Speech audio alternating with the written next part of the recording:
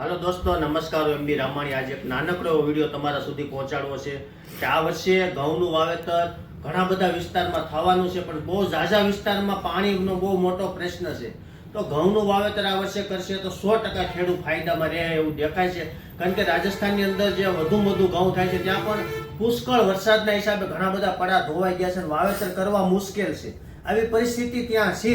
આ પોઝિશનને ધ્યાનમાં રાખીને ઘઉંનું વાવેતર કરવું જોઈએ. એમાં લગભગ તમને આ વર્ષે તમારે ખળે બેઠા ઘઉં વેચાઈ જાય એવું ચિત્ર અત્યારે હાલની પોઝિશનમાં દેખાય છે. તો કેવા ઘઉં વાવવા એ બહુ મહત્વનો પ્રશ્ન છે.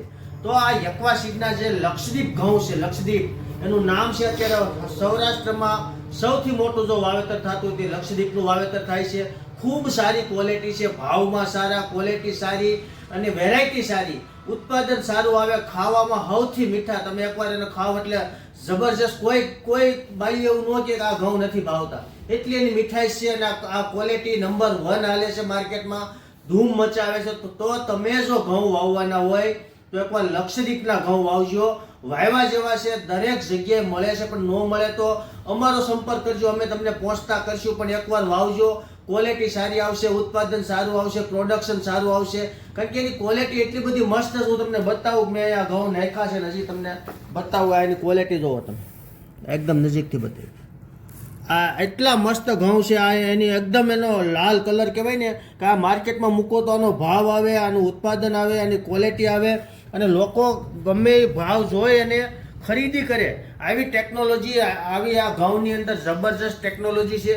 ખૂબ સારી ઘઉં થાય છે, પ્રોડક્શન પણ ખૂબ સારું આવે છે.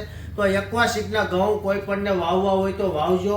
સારામાં સારું પ્રોડક્શન આવશે, વધુમાં વધુ ઉત્પાદન આવશે અને સારામાં સારા ઘઉં થશે, સારા ભાવ આવશે.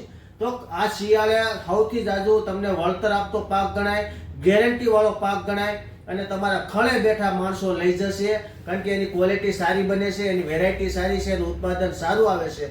આથી વિશેષ કોઈને કંઈ જાણવું હોય તો મારો નંબર છે 97 237 74 451. અસ્તુ. જય ભારત.